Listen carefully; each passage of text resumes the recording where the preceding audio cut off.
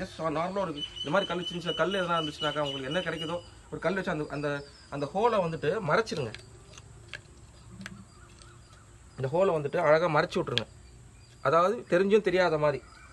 இந்த ப்ராசஸ் என்னன்னா இது எதுக்கு பண்ணுறோன்னாக்கா தண்ணி வந்து பொறுமையாக சீப்பேஜ் ஆகி நின்று அந்த அந்த மண்ணிலே இருக்கும். அதுக்காக இந்த வேலையை பண்ணுறோம்.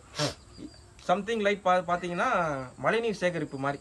ஸோ மழைநீர் சேகரிப்பு என்ன தண்ணி ஃபில்டர் ஆகிட்டு அப்புறமா பொறுமையாக போகுதுன்னா நம்ம பூமியிலே இருக்கும், அதே இடத்துல இருக்கும். ஸோ டைம் கொடுக்கணும் அந்த தண்ணி இறங்கிறதுக்கு. ஸோ அதுக்கு தான் நம்ம வந்துட்டு இந்த பண்ணால் எப்படி தான் தண்ணி உங்களுக்கு வெளியில் போயிடும்.